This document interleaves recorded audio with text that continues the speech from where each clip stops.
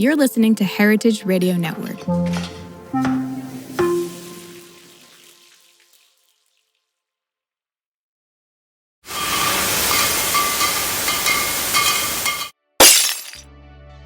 Welcome back to Business of Drinks. I'm Scott Rosenbaum. And I'm Erica Ducey. Today we're joined by Yanni Hufnagel, founder and executive chairman of Lemon Perfect. And this is a brand that's redefining the enhanced water category. For those of you who might not be familiar, Lemon Perfect is an organic, zero-sugar lemon water that contains 100% of the daily recommended amount of vitamin C in every bottle. They're low-calorie, typically between 5 and 10 calories per bottle, and they come in a number of different flavors from peach to sunshine tea. I first happened upon the brand when I was at my friend's house. I opened the fridge and I saw a bright pink and yellow dragon fruit bottle of Lemon Perfect out amongst the bottles of Spindrift and LaCroix. Lemon Perfect sits somewhere between bottled still water and sugar-heavy sports and vitamin drinks. Yeah, what I thought was so interesting about this brand is that it was an opportunity hiding in plain sight. Yanni spent a decade coaching NCAA basketball, where he saw firsthand that athletes were starting their days with a tall glass of lemon water at the advice of their trainers. So the ritual was there, but the execution was clunky. Cutting and squeezing lemons, it's messy. The flavor is sort of bland. And Yanni asked the question, how can we make this better? And that insight became the foundation for Lemon Perfect. And it has been an amazing journey since then. The company has sold more than 140 million bottles. It is on pace for over $100 million in retail sales this year and projects $160 million in retail sales in 2026. But of course, that kind of trajectory doesn't happen without a number of hard-learned lessons along the way. Yeah, and in this episode, Yanni is extremely candid about the highs and the very lowest points of building Lemon Perfect. Times when the brand was close to collapse after a co-packer pulled the plug. And he explains what it took to push through and why he believes that competitive stamina has been his greatest asset. We also get into the big strategic choices, why cold chain distribution can limit a brand's scale, what it looks like to develop a shelf-stable product that can unlock exponential growth, and even how packaging, pricing, and velocity strategy have all played a role in growing Lemon Perfect. Yeah, I'd say for anyone who is building in the drink space, this is both a playbook for growth and a reality check, because Yanni is unvarnished about the grind, the trade-offs, and the mindset that is absolutely required to win.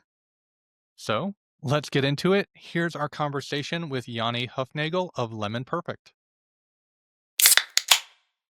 And now, a word from our sponsor. Listen, if you're launching or growing an alcohol brand, the first half of the year is when importers and distributors are making moves, which means right now is the time to get started in communicating with them. Yeah, Swig Partners helps brands like yours grow faster and smarter and find the right distribution partners.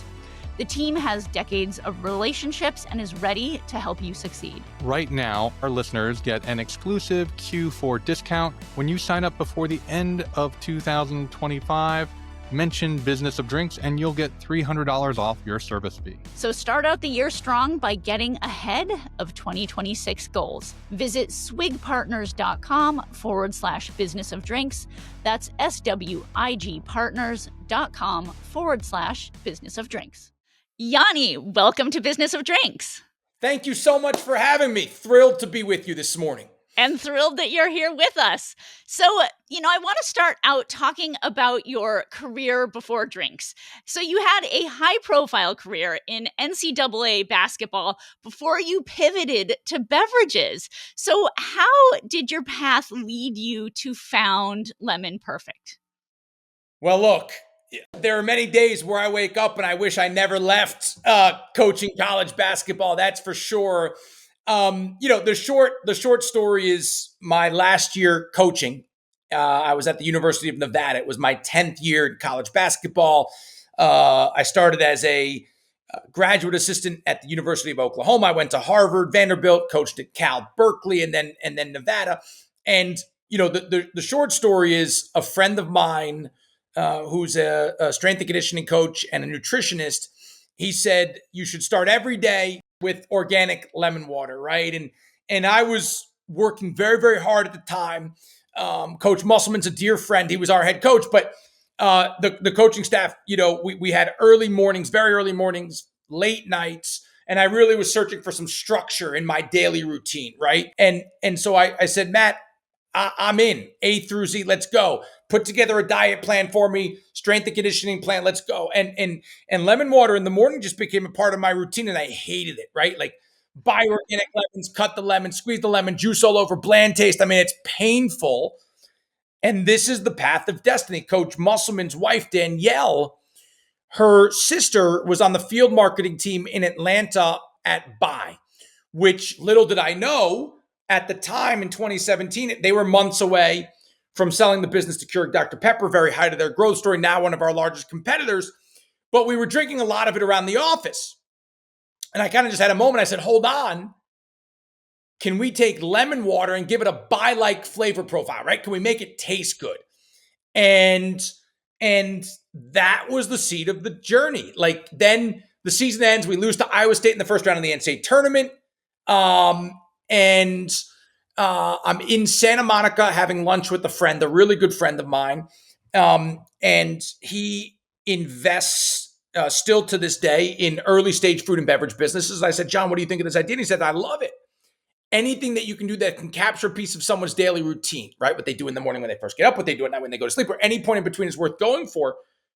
And I kind of jumped up. I said, shoot, I've got it. Like, let's go build the morning drink. Since that day, well, we sold our first bottle about a year after that. But since then, we just passed 153 million bottles sold. Wow. I mean, what an incredible achievement and in a relatively short amount of time. So tell me about the early days. What was that first step that you took to go from idea to actually releasing that bottle a year later? Formulation work, right? So the first step in this whole thing was figure out how to make it, right? And actually that night, John and I, after we said, hey, let's go, we went to Whole Foods in Venice and we got, stevia and erythritol and monk fruit and, anything. And we were just, experimenting on his dining room table. But, and I didn't, the product was a little bit better because the sweetness elevated it. But the first Google search for me was beverage formulation, or it might have been beverage product formulation. And that's how this thing started. And so for anyone that is considering starting a beverage brand, you can't do anything until you have your formulation, right? And by and large, to scale a beverage brand, you're going to need flavors, whether they're organic natural flavors or natural flavors or artificial flavors, and you're going to need some sweetener system, generally speaking. And the science of that is generally best done with, a flavor chemist or a beverage formulation company. And so that's how I started. Yeah. Yeah. And, this year you're already on track to do more than $100 million in sales, which is truly astounding. Was there a moment early on when you said, all right, I think we have nailed product market fit here? Yeah. At the very start. So, we launched as a keep refrigerated item. So, this was at the height of Suja's story, Blueprint Juice, Watermelon Water, Harmless Harvest. I mean, there were all these, Palm Wonderful. There were all these perishable items, right? Or at least items that were marketed and sold refrigerated. And so the idea at the beginning really was to preserve the integrity, the best that we possibly could, of our organic lemons. And so we were high pressure processed. And what it allowed us to do was really test, the product early on. Did we have product market fit, right? Was there a need for this in the marketplace? And so we ended up launching at Bristol Farms, which at the time had 12 stores, Erewhon, and Lazy Acres. It was 22 total stores in Southern California. And we were relentless about driving the product in those stores. Relentless, right? We demoed in almost every store every day. I was in the stores running around like crazy, right? And so we forced it. And we expanded our refrigerated space in the set.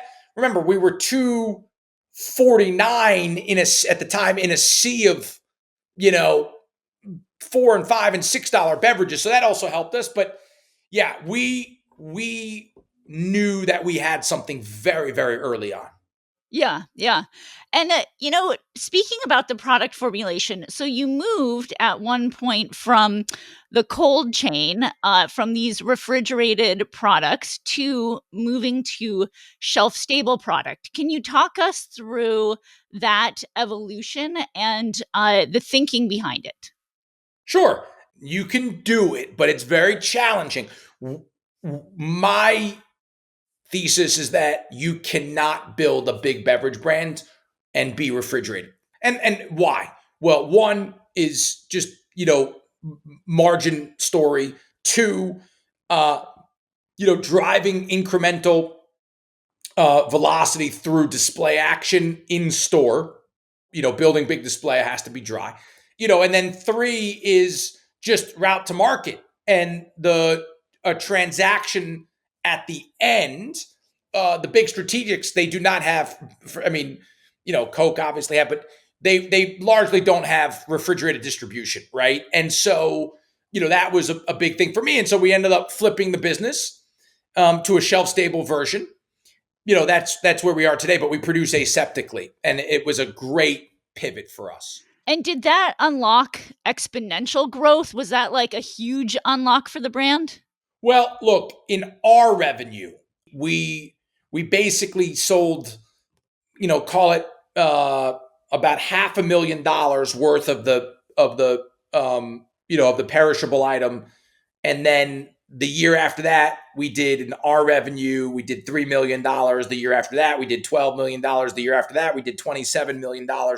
So, I'm not going to go on because, the numbers are not public, but yes, I would say that the shift to going shelf stable coincided with an incredible rise for us in the world of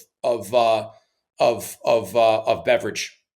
And what does the product set look like today? What's the range of flavors and sizes of bottles? We have 7 flavors in a 15.2 ounce vessel.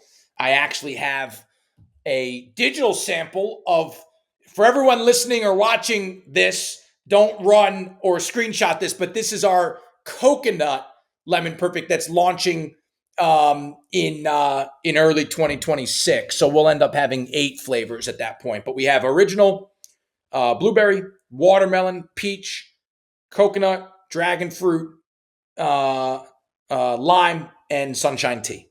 Wow. And was there one SKU that drove like the majority of velocity or a top seller? And has that stayed consistent or has it changed over time? Our original, which is what I'm drinking right now, has always been, our hero.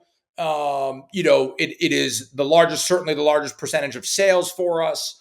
It dominates our business. And it's how this thing started. So you also have seen me drinking my Dunkin'. So I figured you're a New Yorker or a Jersey girl. And so with Dunkin', I'm now in Las Vegas, but there are a couple of Dunkins here. And so I figured, you being from the Northeast, I could sip some Dunkin' on this call. I mean, hey, double fisting in the morning with the nutritious lemon water and the coffee. Like, what else better way is there to do You it? actually can't. No, I'm serious. I mean, that it is how I start every day, Yeah, is yeah. with a lemon perfect and a hot coffee. And we have a lot of Starbucks enthusiasm, in our business. Obviously, Dunkin'. There are great coffee shops here. Shout out Vesta Coffee. I mean, I am a big coffee drinker. I actually had a long day of calls yesterday, and I got one of those jugs in the morning with 10 cups in it. I got through it, and I think I probably had 10 lemon perfects. I was up most of the night last night. I will tell you that, whether it was from the coffee or from having just go to the bathroom. But yes, I drink a lot of product. You're driving your own velocity. Love it. Yeah, yeah. So, branding for Lemon Perfect has been a big part of the play, as it seems to me from an outsider. So, walk me through the concept, the visual identity for the brand, and how that's evolved over time. Yeah, what I'll say is, and this is a big learning for me, packaging is not brands. And so we actually just did a big packaging refresh, which has immediately changed the course and direction of this business. And we put fruit on the front. We are highlighting yellow. Like, we're doing a lot of great things now. And shout out to Paula Grant and Bob and the team at Sweet 9C. We have not, we've not totally figured out brands, right? Who we are, who we talk to, where we live, how we show up in the world. And once we get that right, then we can really, put our foot on the gas. And it's one of the great, for me, and we've done a lot of good things. One of my real disappointments in terms of, how I've operated is that we've just been a little all over the place with really trying to understand who we are. Mm, mm.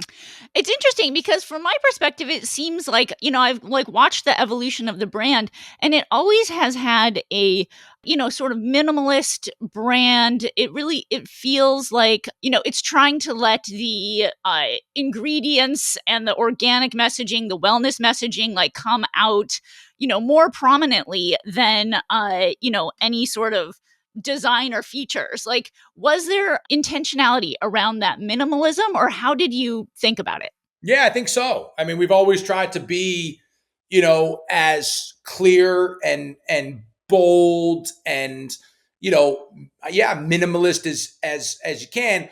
But what I will tell you, and I obviously don't have one of our old bottles here, is that to win on shelf, fruit imagery works, bold, big color works.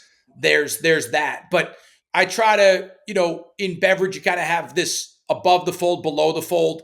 And what I mean by that is, in convenience retail, you have glides, right? So it's, what do you see above the glides typically? And so for us, it's that strike zone, and, it's flavor, it's what's the product, and then it's the zero sugar component. So Yeah, I mean, there's almost a science to standing out on the shelf. It's a fascinating area of inquiry for sure. it's an impulse game. You have to win, by driving the trial.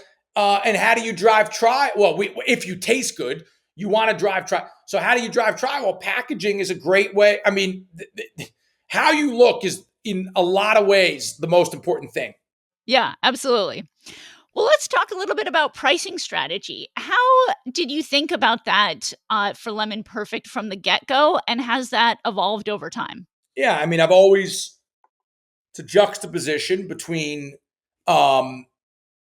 driving as much trial as you possibly can and making sure that the fundamentals of your business are tight, and that you have the margin prints to be able to invest in profitable growth.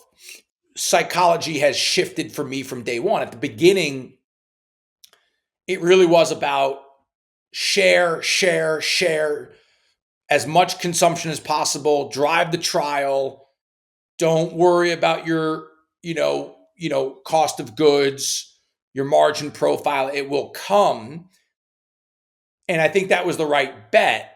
And then, we used to be in a 12-ounce bottle. Now we're in a 15.2. Part of that transition was to shift our margin prints really overnight. We went from a price on the shelf of $1.99 to $2.29, and took that margin with us. We changed contract manufacturers, so we reduced our cost of goods, and it was a really kind of beautiful moment for us. But I think there's certainly a sweet spot because velocity is so important in beverage. Velocity drives energy, and you just need to be very mindful of that. We could charge $3 a bottle, and our margin prints would look great, and velocity would slow because it's just I don't care how good our brand is.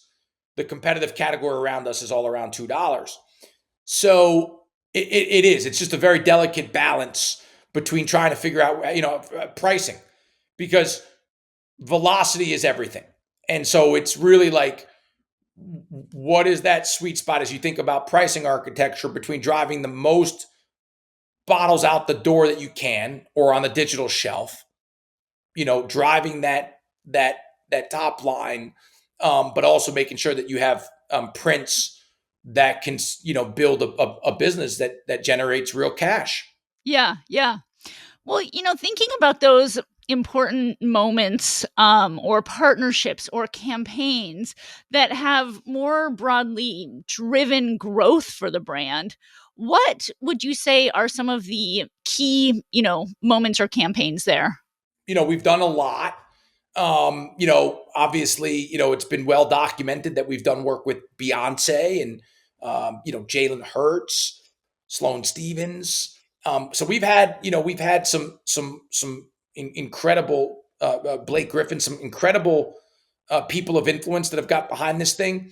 And we've done a lot of brand partnerships with other consumer packaged goods businesses. Obviously, we've invested quite a bit in partnerships with retailers.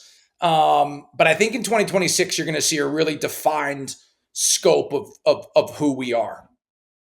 Yeah. So the brand continues to evolve. I love that. Well, tell me, thinking back over this journey so far, was there a hardest day in building Lemon Perfect? And how did you get through that? No, there's been no hardest day. They're all hard. Some harder than others, um, you know, and some incredible moments of challenge that usually extend beyond just a day. You might get the news on a day, and then it's days or weeks or months of anguish and pain. One of the hardest moments of dislocation for me and for us was when we transitioned from our 12-ounce bottles to our 15.2s. And the bet that I had to make was that when we told our 12-ounce contract manufacturer that we were leaving and going to run our 15.2 somewhere else, because they also wanted that business long term, that they would continue to run us through the transition.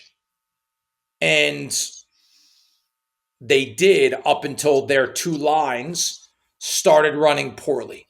And it was a little bit of a perfect storm, because after those lines got put in 12 years ago at the time, within a couple of months, they both started having output issues. One was upstream, one was downstream, but it was a perfect storm. And because we didn't have a long-term contract, and our contract was only 9 more months, and they knew that we were leaving, they prioritized other customers when they left up one line to do repairs on the other.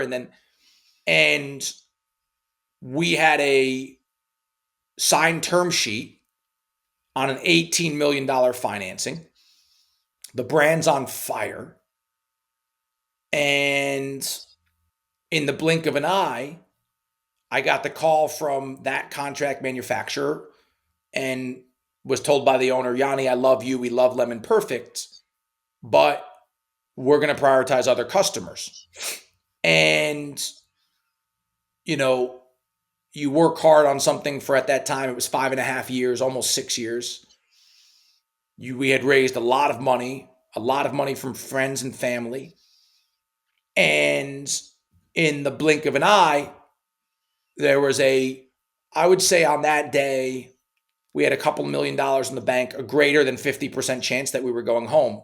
Our board, I would call it, they I don't want to use the word ganged up on me, but it was a pretty hard phone call, and the term sheet was ripped up, and I'm on the side of a road somewhere near Rochester at like a Flying J on August 3rd, 2023. And, the whole business basically was after completely torrid growth. I mean, we were on our way to doing 100 million in revenue that year. And then we couldn't produce the product basically for the entire back half of the year. But what we've done, from the very beginning has just been find a way to fight through, survive, and advance. And, I get on a plane, I go out to California, I meet with Niagara, we come up with an interim solution before our line that they were building for us in Lancaster, Texas was ready. And we start running on their aseptic line in Kansas City. Like 3 months later, I was told that it was going to be challenging, right? Like we didn't have certain protections, oxygen scavengers, UV blockers, nitrogen dosing available to us, and that we could end up running, inferior product that would oxidize faster without those protections. And sure enough, the bottles did. We had a really hard summer last year. What I would say is, for basically a period of almost 2 years, about 20 months, this business, after a torrid start for the first 5.5 years, went through indescribable moments of pain and anguish, agony. And, I've said this publicly on podcasts. I mean, I had days I couldn't get out of bed. I had to get lifted out of bed in the morning. Yeah, this journey is not for the weak minded. If you want to build something great, you're going to have to go through it. And we've gone through it, and we're out of it now. And the business has never been in a better spot. And I couldn't be more excited for what lies ahead. Yeah, I mean, I think that is a perfect encapsulation of entrepreneurship, right? Like the highs are so high, but the lows so low. And I think the nerves of steel that are required to, get through some challenges that truly seem insurmountable at the time is what makes the difference between businesses that survive and thrive and those that just are not able to make it through those hurdles. So congratulations for making it through what was, really unpredictable. There was no way to forecast that those challenges with the co-packer would have occurred or, rolled out like they did. All right, well, let's talk a little bit about funding. So Lemon Perfect at this point has raised more than $42 million. How did you approach fundraising in those early days? And what advice can you share with other founders who are raising right now? You better have a great story to tell. That would be one, right? I think the product has to be something that people are really energized by, which we certainly have. And then you just have to be a great storyteller. And you have to get people to rally around how big it can become. Like, I believe that we're building $1 billion brand. And so when you have an opportunity, to be a part of something that can be that special, that's obviously, something that gets people really energized and excited. Our fundamentals have really improved over time. So that's allowed us to raise capital in the last few years, right? At the beginning, investors there was some, FOMO, there was, a lot of hype around Lemon Perfect. And then at a certain point, it's kind of like put up or show up, right? And so, yeah, I'm very lucky that, sometimes when entrepreneurs ask me, what should I do? I jokingly tell them, go coach a college sport for 10 years, come back to me right after you build that network. Okay, I have a great high school network. I have a great college network from Cornell. I coached college basketball for 10 years, and now 7 years or 8 years doing this. So I have a wealth of a network that has supported me. If you can approach every conversation and be really authentic and, just get people to believe that you're going to give it everything that you possibly have. And the truth is that, this has to work. That's why you just find a way to power through those moments of adversity. We can't go home on this thing. We've got 400 investors. We've raised more than what's publicly out there. And the truth is it's very likely that I'll be 6 feet under if we don't win. And I think our investors just believe that. Yeah. I'm not going to let the ship sink. There's just no way. Yeah, whatever it takes. Well, along those lines, Lemon Perfect continues to grow and grow. How do you think about financial discipline and the sustainability of the business as you are also prioritizing growth? Like, what's that framework or philosophy? Challenging. Yeah.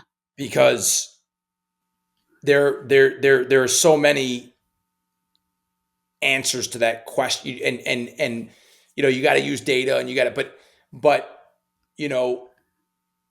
what is it, right? Like, I could grind this business to an absolute halt and make money probably in the next 60 days.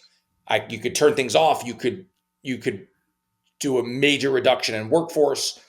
You could, there are certain digital spends that you could just turn it all off, and this business could be profitable. I'm not going to say tomorrow, but call it in the next 60 days. Then you have challenges because the valuation of the business gets compressed, right?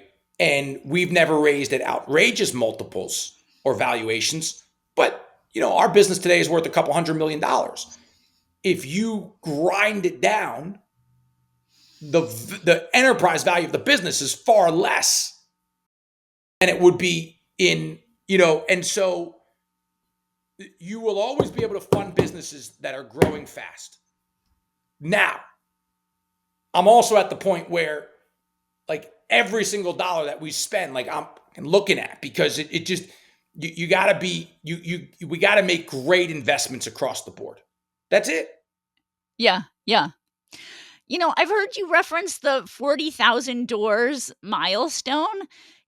What is it that you think is the secret to keeping velocity high when you're also thinking about a high number of door counts? You can't. That's door count is great because it you generally are driving new revenue growth, a lot of load in. But to think that you can go from 22 doors where you're cranking, or 500 Whole Foods where you're cranking and selling 300 bottles a week per outlet or whatever, to then say you're going to sell the same in, Food Lion, right, in Virginia, that's is not how it works. And so the exercise needs to become, okay, in 10% of your 40,000 doors, or 15% or 20% or whatever it is, how do we support those doors? That's it. And drive velocity in those doors. And so that's an exercise that we're doing right now as we think about the business, is where do we get velocity through people and promotion that we can continue to force. But, and then listen, brand and awareness has to do a lot of the other talking for you. People have to go into stores, or an Instacart shopper has to go into stores outside of that 10% or 15% that you prioritize, and people have to buy the product. Yeah, yeah. Well, speaking of the people buying the product, I who is the customer of Lemon Perfect? Are there certain demographics that over-index for the brand? Like, how do you think about the customer? Well, I think about the customer as everyone, because I want to build an iconic and global brand, and I don't believe that there are boundaries on how big we can make this thing. That's that I've said that for a long time, and that's just my psychology. You're talking about a product that tastes great, that's good for you. So why my customer should be our customer should be everyone, because this is going to help make the world a healthier place. It's going to give a level of joy in drinking the product. I mean, so now Target, that's different, right? So, for us, it's really, kind of conceptually this idea of like, a generation today, Gen Z, millennial, that is, chronically dehydrated, thirsty, if you will, prioritizing, healthy decisions, but not in the absence of something that makes you feel good, that tastes good. So that's how I would answer that question. Yeah, yeah. And are there sort of marketing tactics or activations that work particularly well to drive that first trial? Yeah, the best marketing is still underneath the roof of the retailer. I mean, what we can do at the point or near the point of purchase, really important. And so that's where we're still driving a lot of our action, is in store, but we are going to come out of the gates in a pretty good way here in 2026 with a really defined target, some people partnerships that we're excited about, that you see speaking, if you will, in front of the camera.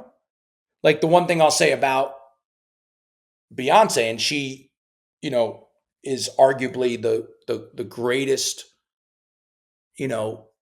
singer, songwriter, performer, musician, global icon of all time, is that, you rarely see her talking about things. Why? Because she doesn't have to. I mean, she's number one.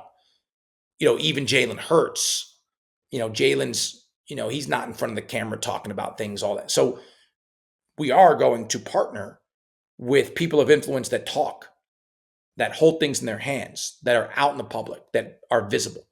That's going to be a big delineation for us as we come out of this thing. So tell me about how you decide what is on brand on social media channels. And can you think of a, particular digital campaign that's been the most successful so far? Yeah, I mean, to be honest, we're the answer is that we're still going through it, and trying to figure out what is on brand and what's not. So it is a little. We hired a CMO who's incredible, a woman named Mari Lee. She started about 4.5 months ago, and so we're still trying to figure that out, candidly. And I'm not the best person to ask, but we've done some really cool things. I think you'll see, in 2026, just a great cohesion, on our digital channels, in everything that we do, and I'm excited for our audience to see it all. Awesome.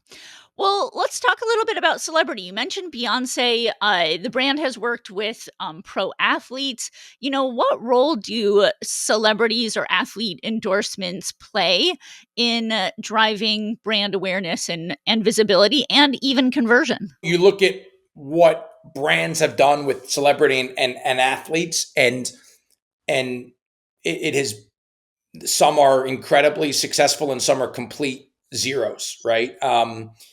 You look at, I don't know, in our world, what Prime has done with celebrity, what Buy has done with celebrity.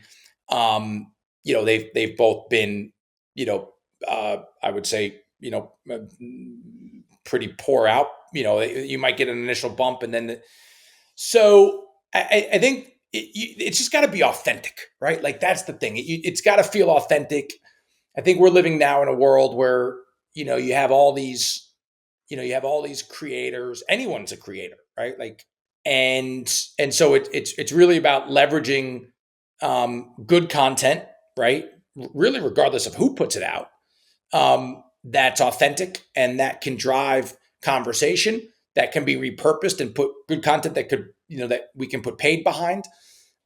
So I would tell you that, the big celebrity and athlete partnerships, I sure, there's, if I was if we had unlimited budgets and all, we might, but I just don't know how impactful they are at this point, because you spend a lot of money and I just don't know if the ROI is there.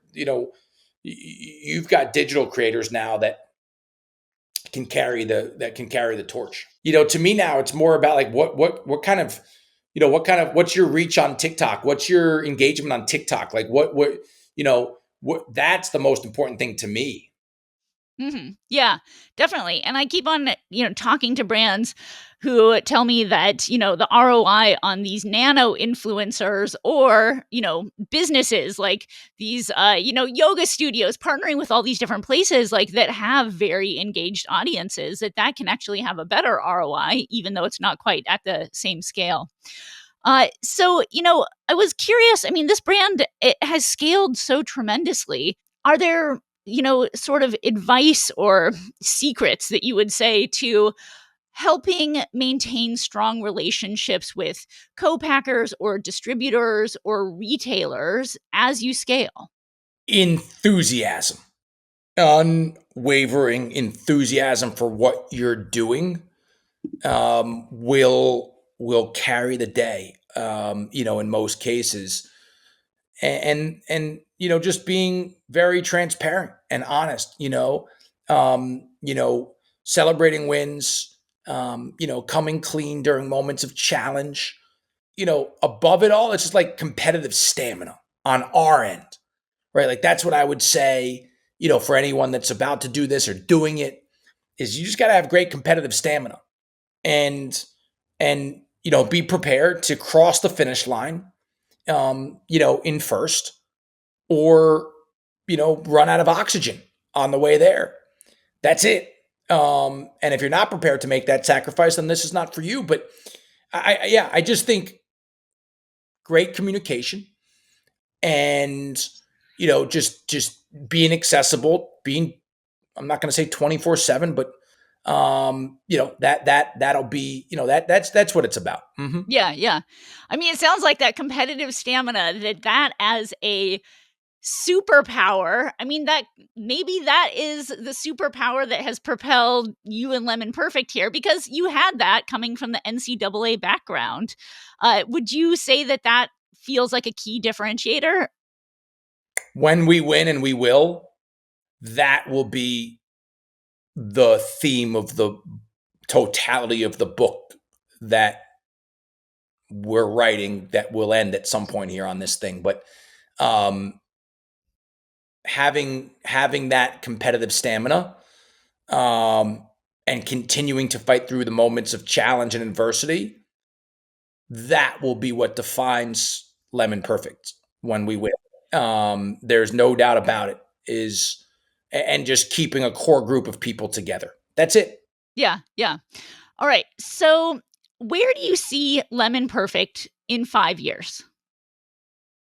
In 5 years, I would, I'd like to think that Lemon Perfect would be ubiquitous on every, street corner in America, in every refrigerator, in every store. That people, by and large, wouldn't ask you, what's that? That there would just be a great familiarity. I think we've probably at that time, expanded significantly globally, and would be in the neighborhood of selling the business, which ultimately is something that has to happen. We've got to drive liquidity for our investors. Yeah, yeah. All right. And just wrapping up, if this all went away tomorrow, what would you be most proud of in terms of the Lemon Perfect story? It can't. It can't go away tomorrow. Like that's not an option. So I would be proud of everything that we've done. Probably most proud of just our fight, our perseverance, And the job that we've done holding a core group of early employees together through the challenges in the business, but it can't go away tomorrow. It would just feel very incomplete. And the idea of losing is just, it's just not something that's it's not in our vocabulary. So, and it could happen, right? These businesses are fragile. We don't have unlimited runway, but I'm not, I'm obviously answering the question in a very pointed way, but I'm pretty, I would say, triggered, I guess.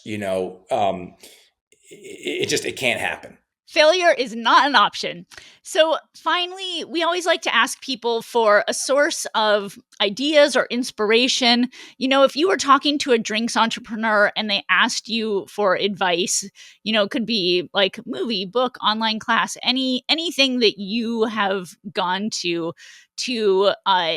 find advice or insights. Who or what would you recommend? I think the Taste Radio podcast is awesome. And I think, and obviously this one as well, but that one there are just so many good episodes for such a long duration of time. And then, for me, it would also be really understanding your product, understanding every ingredient, right? You'd be surprised. So many entrepreneurs that I talk to, they don't even know what the hell's in their product, damn near. I mean, they do, but if you ask them, what is the percentage of vitamin C, or how many milligrams of, vitamin C, or how many milligrams of potassium, or where do your lemons come from, or, what's the PMS color of your blue? And then really understanding how, if you're raising capital, if you're a venture-backed business or friends and family-backed business, really understanding, how that all works. What are the mechanics of all that? That would be that's my thought. Amazing. All right. Well, this has been such a fun conversation. So many great insights for our listeners. So, Yanni, thank you so much for coming on The Business of Drinks. This was a blast. Thank you. Thank you for letting me be unvarnished. That's just who I am. And, we had moments on this podcast where, we're flying high, great energy, and moments where we're very real and vulnerable. And I hope your audience appreciates that. And I really did have fun over this hour, and can't wait to have your audience go out, find Lemon Perfect, try Lemon Perfect, and follow our story. So thank you. Yeah, thank you. Welcome back to Last Call. This is Caroline Lamb once again, joined by Erica and Scott. And Park Street just put out its 2025 product launch report. It's a roundup of many of the new introductions across spirits, wine, RTDs, and non-alcoholic drinks this year. It's a snapshot of how brands are innovating right now, and there are more than 80 new products on the list. Park Street does this kind of industry tracking regularly, so it's a good barometer of where the energy and investment are going. I want to open it up to both of you. When you looked through this pretty extensive report, what stood out to you in terms of categories, formats, or just surprises? So, we love data, and just starting with some of the numbers, right? The top 3 categories for new releases, and this is not, all encompassing, but for what they looked at, the top 3 categories were whiskey and bourbon. That's one, followed by RTD, ready to drink, followed by tequila. Some small categories were gin and vodka, really, really minuscule. And in the middle, you find things like wine and beer. Yeah, definitely. And I think one of the things that really stood out to me is whiskey and really the kind of broad strategy that is being employed. So we have products on the very, very high end, like Bushmills 46 year, which is over $10,000 a bottle, and Glenlivet 40 year, over $5,000 a bottle. So we have products targeted really at collectors on the one side. And then on the other side, we have super, super accessible products. So, brands who are doubling down with like pineapple flavored whiskeys, blackberry, chocolate, like these sort of flavors that really appeal to people who are new coming into the whiskey category. So I think it's, shows really that there's kind of a broad range of possible strategies for whiskey. And certainly that category dominated in new releases for 2025 so far. And this report did look at the first half of the year. So through the middle of the year. On the flavor front, you mentioned kind of some of the sweet flavors that we typically see, and sweet is always popular, but savory is starting to kind of trickle down from the craft cocktail scene. We see this in products like Captain Morgan's chili lime rum, salt as an ingredient in an RTD to kind of buff up the flavor, a tea collaboration for a whiskey brand.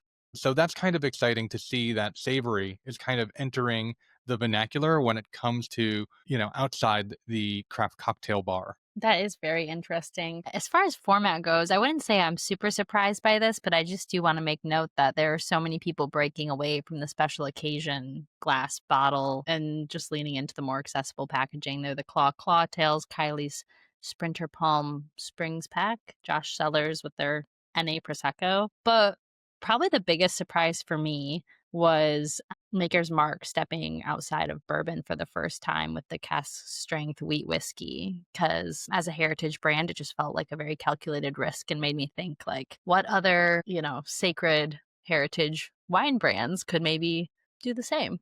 Who knows? Another thing that I found really interesting was these cross-category mashups.